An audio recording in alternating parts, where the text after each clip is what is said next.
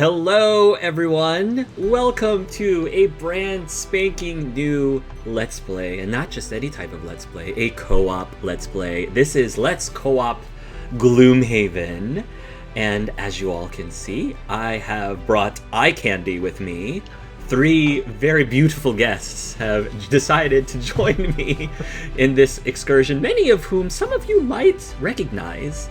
So before we actually jump into the game proper, I wanted to have a chance for you all to get to know the cast who will be helping me through this adventure.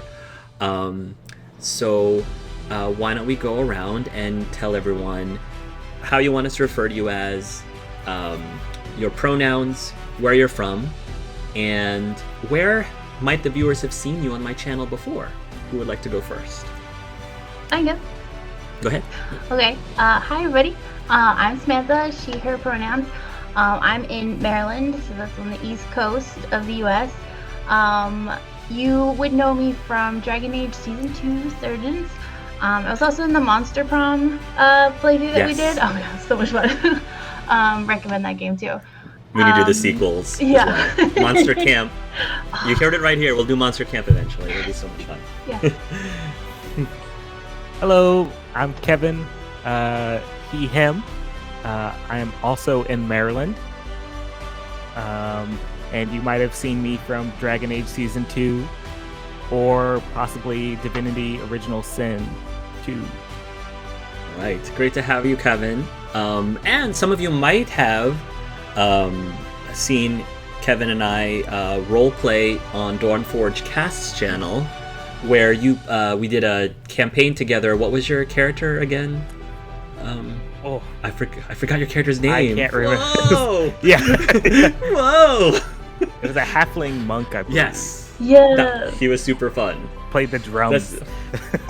That's right with your character, with your class character choice, because your character is also short. I was like, oh, whoa! Kevin's playing a short character. That'd be great. And then last but not least... Hi, I'm Sam, or Samuel, because, there's two Sams around here, so there can be only one, so... Oh, okay. Oh, you went right there. Is that how you're starting things off? Okay. Yeah, you didn't Some hear group dynamic cohesiveness going on, yeah. I'm never going to heal you. No! Our tank! He's the one who's taking all the damage! My pronouns are he, him. I'm currently in Germany, but I've been all over the place, including Texas and Colorado, so, I'm the big traveler here, and you might have known me from Hearts Dragon Age Season 3. The best season, so... Wow! Shots are being fired! Oh my god. Wow! Dude, this is what happens when we bring Samuel here at, midnight? It's around midnight where you are? To play a game with us? I'm all full of fight and ready to play. Come home from a long days of work and I just want to cause drama. Mayhem. Mayhem. And for those of you who don't know me, hi. My name is Hark, also known as Angel Arts on the YouTube channel. I go by he, him. I am also in Maryland as well. And you might have known me from a bunch of stuff on my channel, Let's Plays. Mostly RPGs, but I've also done a lot of tabletop campaigns, as you have seen, because all three of these people are in one of my previous campaigns. And I also probably should introduce to you a person with she, her pronouns. Wow. This is my new daughter, Riley. Yes, she just dropped her pacifier. She is a GM in training. Oh. But right now, you may have not seen her. Well, you might have seen her from such videos as Riley being bored, which will probably be posted at some point in the near future. And her hobbies currently are sleeping, eating, diaper dirtying, and crying, and not sleeping enough. So, but she's hanging out with me until my husband swoops in to take her so that we can play the game proper. But let's dive into the game itself, because that's why all of you are here, of course. I'm here for the baby. Why don't we all? Maybe I should give a very brief backstory of this game. Gloomhaven actually is based off of a board game. It is one of the most successful, at least, board game Kickstarters in like all Kickstarter history. I actually have played the game with my coworkers. About 2.5 years ago. This is before my son was born, and I actually played through the whole. Well, I played through all of the scenarios of the main campaign, but I did not finish all of the side quests. So, however, I don't remember everything, and I honestly didn't quite follow 100% the story. So I'm definitely not going to be spoiling any of the plot to the other players, because I don't think any of the other three have played the board game. So this is going to be cool to see both my perspective as somebody who actually has played the board game versus the three newbies, because I'm very curious to see how well they translated the board game that I absolutely love into a video game. Because while my coworkers were playing it, we actually said, this plays a lot like a video game. We could see this turn into a video game, and it did. So definitely, if you enjoy what we're playing, not only take a look at the Gloomhaven physical board game, but the sequel to the board game, Frosthaven, is also coming out soon. I backed it on Kickstarter like almost 2 years ago. And really excited for that because it's got some really cool new goodies and game mechanics and new classes, of course, but we're going to get to that. So it is a turn-based, very strategic, and actually very challenging board game. This is not a walk in the park. But you know, it's fun challenging. There's a lot of strategery. It is very much cooperative. Like, in order for us to be successful, we have to work together. We have to try to synergize our abilities with each other, because the characters are designed in such a way where they cannot do these scenarios on their own. They have to depend on everybody. And because this game comes with, I think, 17 classes / characters in all, you only have 6 to start with, and as the game progresses, you unlock different ones. And the beauty of this game is, even though I've played through the board game once, my experience is going to be totally different, because we're going to be doing scenarios in a totally different way. We might not even do all the scenarios that I did. We might do totally different scenarios, and different classes will definitely be unlocked in different order and will be available to us in a totally different order from the classes that I have.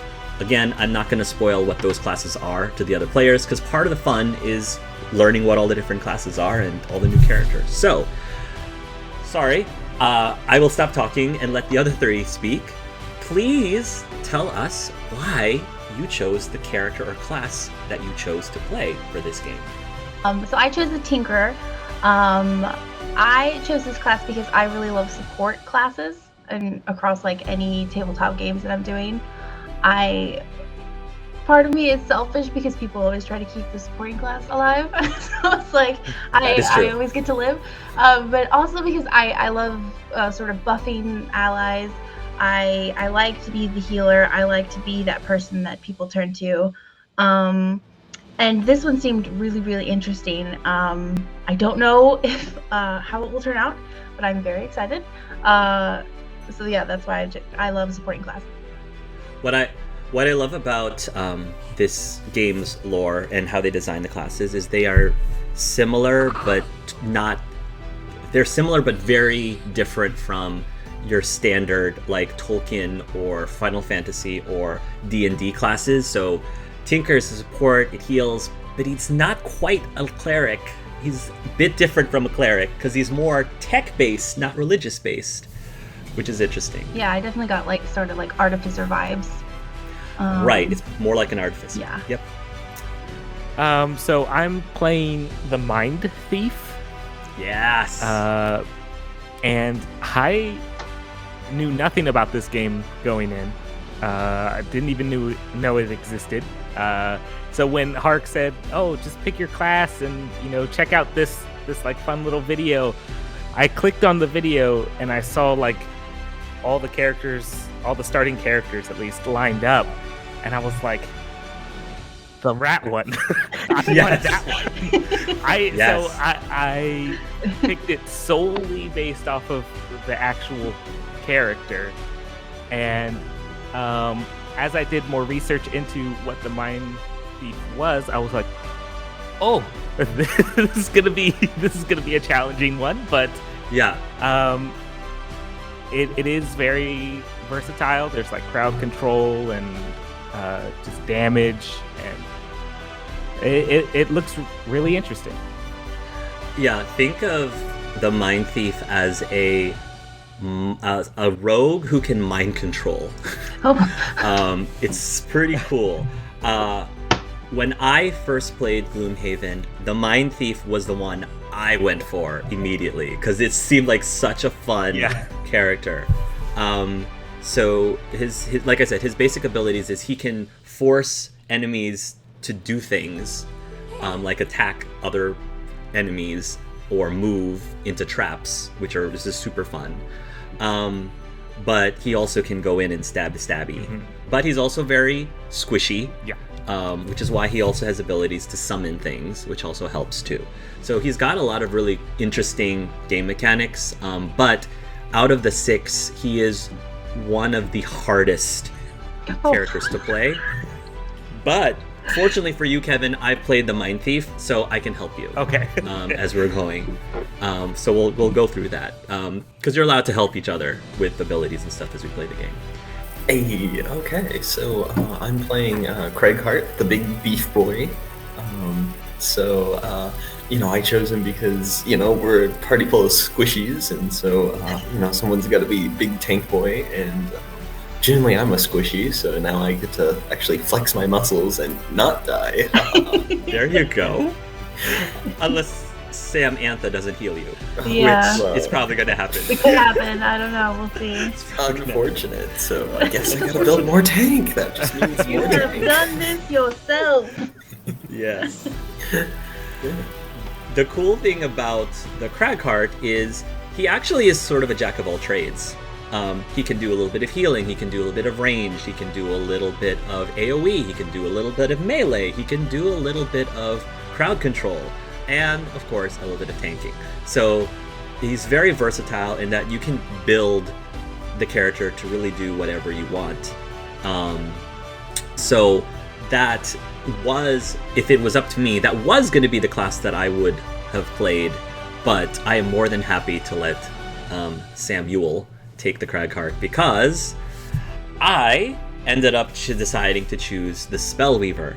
So the Spellweaver I felt was the most natural class to take to balance out the rest of the group because she's basically the mage, and a lot of her bread and butter is area of effect attacks. So I pretty much are going to go in and like soften a group of monsters, and the rest of you all can kill them. So that's my job. She's also, well, just like the Mind Thief, one of the hardest and most challenging classes to play. But my coworker played the Spellweaver, and I kind of have an idea of how she works. So interestingly enough, the 4 classes that we all chose are the exact same 4 classes that I played with my coworkers. Wow. But I kind of like that we're doing that because, if I'm being completely honest, not to put down the other 2 classes, which is the Scoundrel, which is very much like a rogue, and the Brute, which is very much like a fighter. I think our 4 classes are more interesting, in my opinion, a lot more interesting. The Scoundrel and the Brute are also the 2 easiest classes and 2 most straightforward classes to play. So I'm really excited for all 4 of us to try to work with a little bit more strategy and group like dynamic synergy with each other. Awesome. Okay, so now that we've talked about each of the classes, why don't we go ahead and dive into the game, shall we? Yes. Welcome to the harsh lands of Gloomhaven, recruit. Oh, that's You us. think you have what it takes to become a mercenary out there on the edge of the world? I'm We liking are the paid Irish. to venture Yeah, into the the voice. darkest forests of the region and to step into ancient crypts with the unmistakable stench of death and rotting flesh. Lovely places to earn a name for yourself.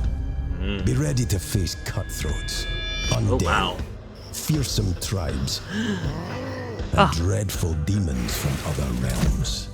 Sweet. You didn't It's find more, yourself rat as people. A mercenary. Yeah. Well, you're going to have to crack a few You're gonna have to skulls, fight your did you? brethren. Oh my goodness. I want that whip. Whoa. Yeah. Before going into the harrowing wilderness surrounding Gloomhaven, you need at least 2 mercenaries in your party, brave or greedy enough to seek out adventures in exchange for gold.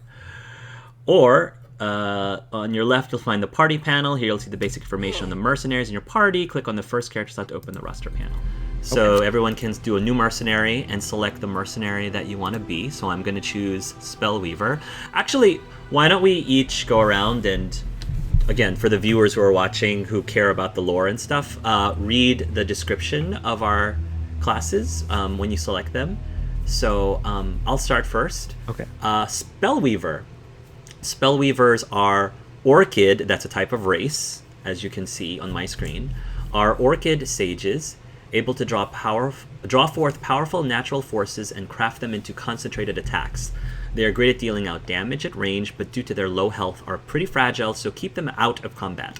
The Spellweaver's most important ability is Reviving Ether, allowing her to burn more cards than other characters and recover them in an adventure, but be careful not to use it too early.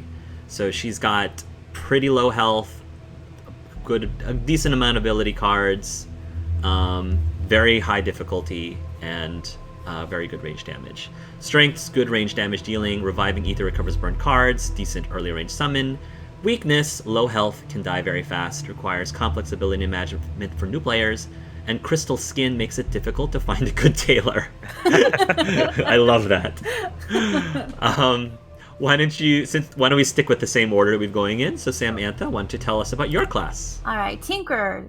Tinkers are quattros who are experts in crafting all manner of gadgets and elixirs, often using these tools to brave the wilds, hoping to uncover ancient curiosities.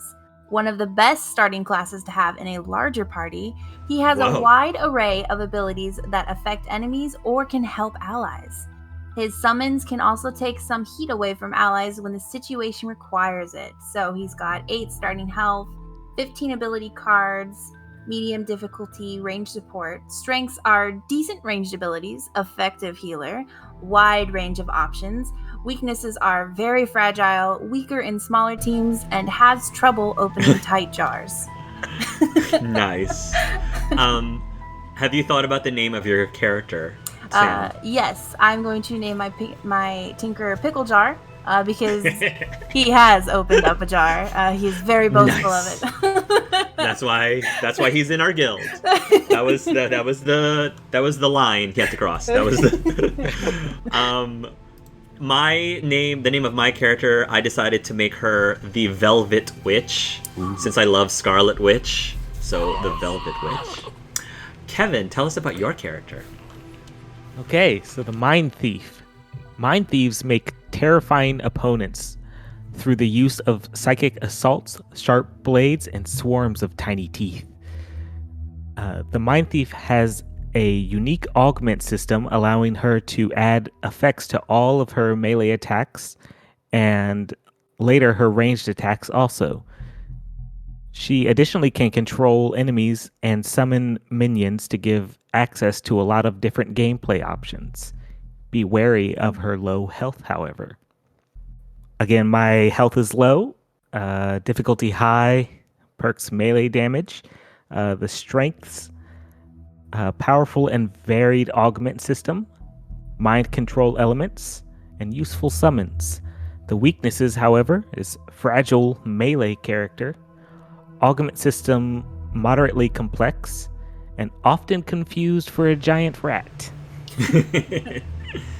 Wait, Nice. you aren't a giant rat? That's not... He's a race. He's a race that is named something else. They're referred to as something else, but they do look like rats. Apparently, it's a touchy subject for them. Yeah. So, I chose the name Minx. okay, Minx. I like it. I like it. And last but not least, Samuel. Hello. Okay, so I'm playing Craighheart. Craighearts are Savas who were exiled for being incapable of mastering an element. Their core is shattered to mark them for life. They have a wide range of abilities and reasonable health, meaning they can be used in a defensive melee role, as a range damage dealer, or even a healer in a pinch. Prioritize using earth mana to get the most out of their abilities. So, he's got 10 health, which is, pretty reasonable, at least compared to the other party members. 14 ability cards, and then medium difficulty, so that's quite nice. Strengths are high health plus reasonable healing, decent melee and ranged options, lots of damage abilities to avoid shield and disadvantage. But weaknesses are not the strongest merc in any area, many abilities require obstacles in specific locations, and hard to read facial expressions.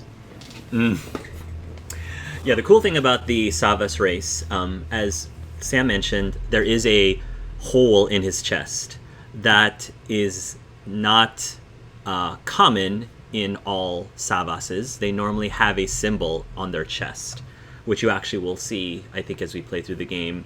But yeah, the fact that he apparently has a cracked core shows that he's not able to master an element, because they are magical normally. A magical race normally, which is interesting. Cool. All right. And the name I picked out was Geode, because, as soon as you crack a Geode open, it reveals the niceness inside. I love it. So cool. Awesome. All right. Well, why don't we all select our class? And I'm assuming... Oh, cool. We can put in a character name. So I'll go ahead and put mine. The Velvet Witch. Cool. All right. So the next thing that happens is, okay, you are the character. After you put in your name, you are going to be given a choice between two personal missions that, when they are met over the course of playing the game, this is a long-term personal quest. That is when your character will retire, and you will switch over to a new class. And every time, for most of these, the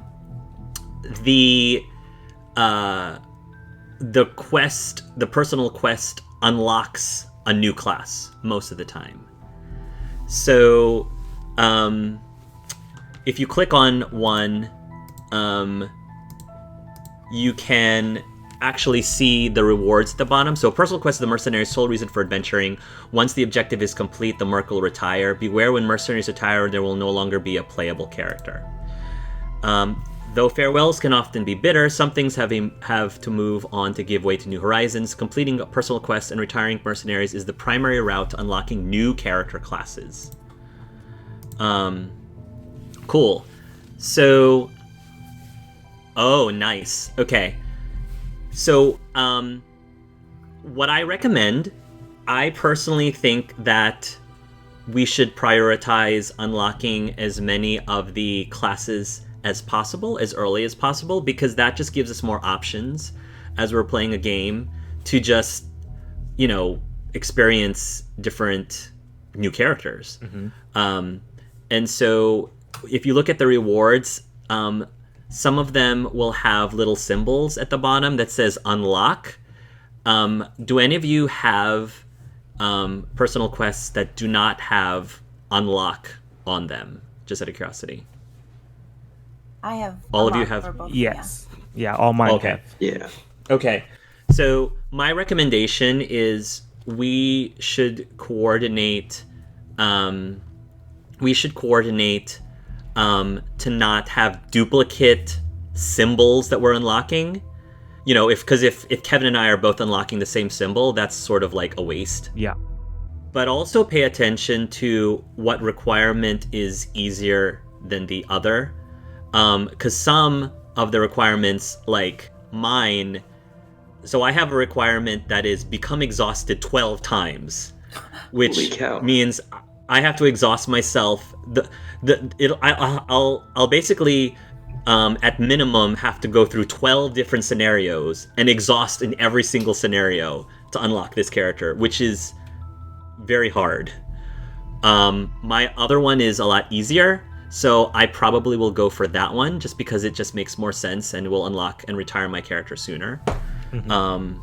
So that one unlocks the 3 spears. Does anybody have 3 spears, just out of curiosity, to unlock on their... No. Nope. Okay. How about you, Samuel? No. Okay. So most likely I'm going to choose that one. But before we confirm anything, I want to go through everybody else's.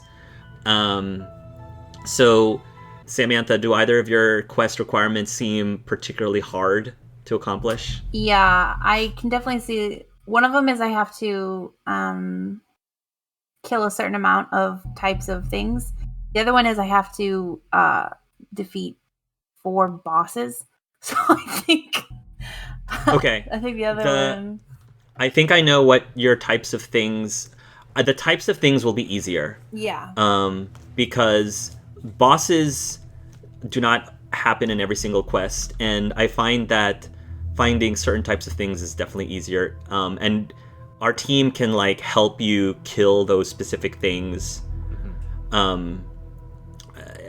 like as we play the game. So I'll at least tell you what I won't tell you what my quest story is, but I'll tell you what the requirement is. I have to have 200 gold in my possession. So my character is going to have to like be a little bit greedy. Eventually I'll get there. It'll probably be way easier than becoming exhausted 12 times. Yeah. Samantha, what kind of creatures do you have to defeat? 20 different types of monsters. Oh, 20 different types of monsters. Yeah. Okay. So it sounds like you have to kill like at least one of each. Yeah, that's what I'm guessing. I think that'll still be easier than killing, because it looks like you have to personally defeat 3 bosses, right? It just says complete 4 boss scenarios. So oh, interesting. I'm not sure. Well, I'm curious. Between the symbols that you have, which one at least looks more interesting to you? Well, the one with the types of monsters looks like I'm gonna unlock some sort of bird, and then the one on the right looks like some sort of like stone creature, like a Bart Simpson head. So oh, interesting. I don't know which one's which. Hey. The bird looks really cool. If that is a bird, I don't know. Yeah. Part of the fun with unlocking the classes is theorizing what exactly it is. Like, what could it be? So, yeah, I mean, I'll leave it up to you. I think it's possible for us to complete 4 boss fights, but I think the other one is also, yeah, like we would have to shop around and make sure we hit every single type of creature, but I think we can do that one too. So yeah, if no one else has the bird one, I'll probably pick that one because it looks like a funky little icon and I kind of want to see what it is. So does anyone else have the bird? Yeah, does anyone have the bird one? I do not.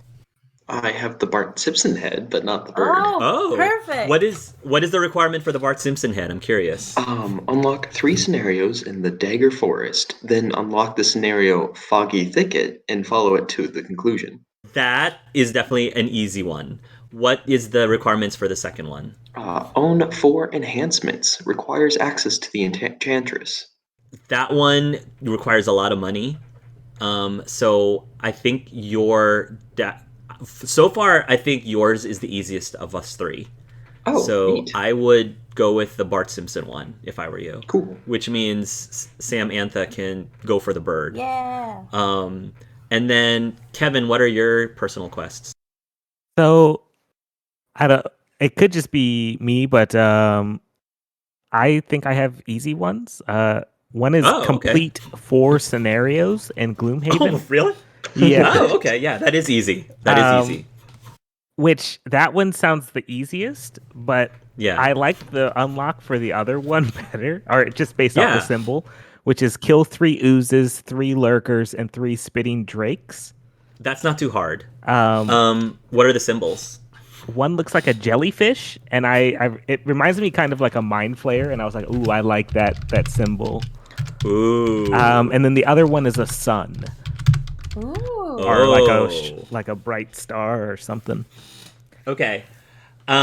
So again, because we're trying to play the game to unlock as many characters as possible, as we go through the quests, there will be decisions we'll have to make that will determine our party's alignment. So our alignment could be good or evil. If we reach 10 on the good alignment, we automatically unlock the sun. Just automatically. So, I mean, we can discuss it. I personally like going good alignment, but that's just me. If we do go all the way evil alignment, that unlocks a different class. But whichever direction we go, we can still unlock either class by doing like these personal quests too.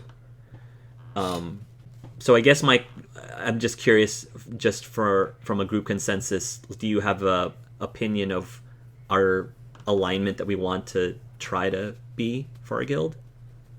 I always, when I start games, I naturally just go good, just because I don't have it in me to be evil. But yeah, we can. I mean, if we want to do evil, I will do my hardest to be merciless. Do you have a preference, Sam or Kevin? I in video games, I'm like Sam. Sam Antha. I tend to play like a Paragon or good or whatever. At least through the first playthrough. Yeah, I agree. And I kind of like having this character, like the way that she looks, just be like a good soul. Yeah, I do too. I feel like that as well. How about Blood Mage Samuel? Yeah, Blood Mage Samuel. Yeah, Blood Mage. Yeah, Blood Mage. Definitely not evil. Oh no. Yeah, generally for video games, I do the first playthrough good because it feels bad to murder the innocent sometimes. Right. Sometimes. Sometimes. Okay. Cool. Well, I think that's it. So I think if we do the good route, we will unlock the sun. I personally like both of those classes a lot, Kevin. So you will not go wrong with we as a group, because when you unlock the classes, anyone can be that class when you retire. It's not just Kevin has to be this class. Anyone. So just keep that in mind. So yeah, why don't you go for the Mind Flayer looking thing? Yeah. And I think that will lock in our personal quest. So go ahead and choose the quests, and then Velvet Witch has joined the party. Yay! Okay, cool. So now, do we have to? Can we choose cards now? Yes. What's going on? On the side panel, there's like 2 cards in like a little circle. On the left side, right on like your character picture. Oh, cool! And you can click that. Yeah. Gotcha. Cool. Mercenaries will unlock new and more powerful cards. Each time they level up, look for synergies between ability cards and adapt your hand depending on the enemy's types you'll be facing. Having the right cards against the right enemies might keep you alive. Okay. On the ability panel, you can edit the deck of cards you take to a dungeon. Each mercenary has a different amount of cards they can carry and can only go adventuring with a fully equipped hand. Hover over the abilities to view their full description. Okay. So I have already picked out ahead of time what cards I want to start with. So I'm just going to make sure that my starting hand, has all the cards, so everybody else can do the same thing. So let me just make sure. That's one. You all can continue picking out your cards. I will, for the viewers at home, move on to equipment. In the equipment panel, you'll find different types of items a mercenary can carry. Click on an item slot, display all the items of that type the mercenary owns. If the item slot is displayed in gray, it means you currently have no items of that type. Okay, so we all share. There is a item shop that has a limited amount of different items, and the items that are available to us is dependent on I think prosperity. There's something called prosperity. As we make decisions and go through the campaign, our guild as a whole gains prosperity, and that, I think, unlocks new items in the item shop. The other thing that I mentioned with the alignment system is I think the higher our alignment, the more fame or infamy that we get from the city of Gloomhaven, we start getting discounts in the item shop. Oh. And so that's also another reason why the alignment system of our guild is very important. So for my head inventory, so I think I have to go to the merchant. Yeah, remember each mercenary has his own stash of gold and a personal inventory, so make sure you click on the right mercenary's portrait before you purchase an item. Okay, so I'm gonna go ahead and purchase the Eagle Eye goggles because that is a must-have for the Spellweaver. During your attack, gain advantage on the entire attack action. So that means if I am an AoE fighter and I'm trying to attack multiple targets, every single one of those attacks gain an advantage. So that is like crazy good. Mm-hmm. I only have 30 starting gold, but I think that is probably a no-brainer first purchase for me. So I will go ahead and buy that. And I am down to 0, but I think that is the best bang for my buck. I see. First too. Okay. I thought there was only one of each item, so I was like, "Oh my gosh!" No, okay. No. There's two. There's almost 2 of each. Mm-hmm. So, if anyone else wants the Eagle Eye goggles, you're welcome to grab it. Again, as a group, we should probably decide if more than one person wants if more than 2 people want the same item. We should probably talk about that because that is part of the strategy of our team. I told Sam Ewell that Boots of Striding is probably a really good purchase for the Cragheart because he's so slow, and as a melee fighter, we want you to get in there and protect the squishies. Get in there and protect the squishies. Please. But that's just us being selfish. So, It's just us. I mean, I'm happy to pick so. up Boots of Striding. I was also thinking about picking up the Iron Helmet just in case I get critted. I can negate Sure. it. Are you able? Do you have enough money for both? Yes. Oh, so you do. Perfect. Yeah. Go for it. Cool. Go for it. I was thinking the Cloak of Invisibility for myself and possibly the Minor Stamina Potion. Yeah. To recover Minor the Stamina card. Potion. Minor Stamina Potion is great because it lets you take back a discarded card, and that is important because you can burn cards to avoid damage from one attack. Mm-hmm. So if somebody hits you with a super powerful attack, that let's say they do 8 damage, that burning a card is way more cost effective than using a minor healing potion that only heals you 3 damage. Plus, if it's a killing blow, you're not going to survive the attack to take the potion. So that's why in general, stamina potions are better than healing potions in many ways because of that. Mm-hmm. And we do have 4, so each person can have 1. One thing you have to know is that you cannot have multiple copies of the same named item. Okay. So you can't have 2 minor healing potions, but you can have a minor healing potion and a regular healing potion and a major healing potion. But you can't have 2 minor healing potions, just as an FYI.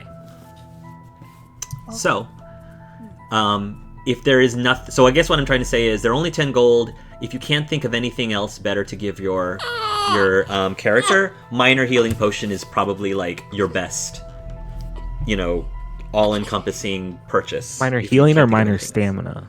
Minor stamina. Excuse me. Minor stamina. Yeah. Plus, minor stamina, as I said, recovers a discarded card. So if you have a card that you really like it has this really cool ability that you really need to have available to you next time, you can use the potion to get it back in the same round. Yeah. It sounds like it increases like your longevity within a on the table. You can keep that. Like a scenario too. Yeah. So. Yeah, because as you play through the game, you will each round at minimum burn one card every time you rest. And once you run out of cards, if you're down to one card or less, you are exhausted and you're out for the rest of the scenario. Yeah. So your hand size definitely matters. Be very strategic about when you burn a card. And when you buy the items, don't forget to equip them in the little satchel button. Correct. Yes, make sure you equip your items. Yes. Items, you can always change your deck and the items you have equipped prior to every single scenario, right? But you can't change them once the scenario starts. Okay. Alright. I think Pickle Jar is going to get... I think I'm going to get the piercing bow. Good idea. Yeah. Also, I love the look of this merchant guy. Yeah. He looks great. He looks so trustworthy. So trustworthy. In a used car salesman kind of way. Yeah. This potion works. I promise. Bye. Okay, so everybody looks like they've purchased things. I'm going to go ahead and click over to the Temple of the Great Oak. So mercenaries will be blessed every time they give a donation of 10 gold to the Temple of the Great Oak. A blessed mercenary will gain 2 additional ×2 attack modifiers in the next dungeon. And ×2, think of it as a natural 20. So it just, when you draw that as your attack modifier, when you're attacking something, you do double damage. So 2 get added to your card. The other reason why, remember each mercenary has his own stash of gold and a personal inventory, so make sure you click on the right mercenary's portrait before you donate to the temple. I believe the other benefit to donating to the temple, which I don't think the game is specifying here, is that the more you donate to the temple, it increases, I think it also increases our prosperity, I think.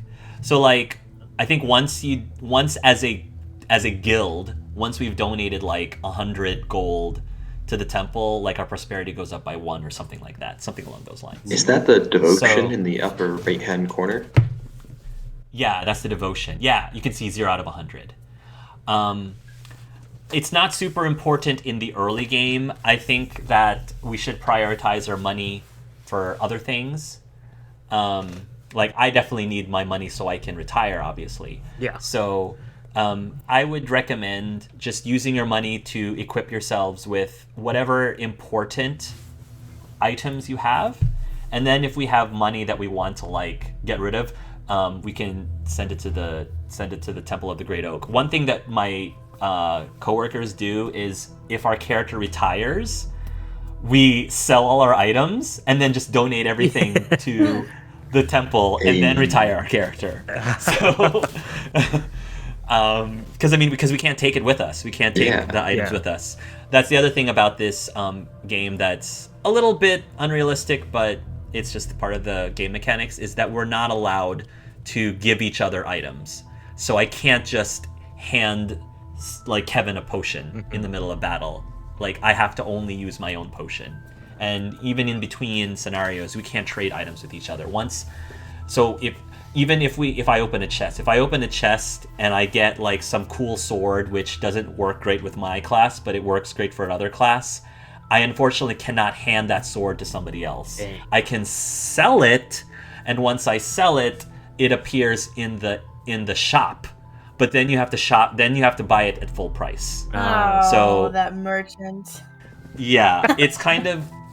I think it's a dumb mechanic that doesn't make any sense, but that's just the way the game is. Yeah. So. Cool. And you can't donate gold to the other players either? No, you cannot, unfortunately, just give gold to each other either. Yes, that's a great question.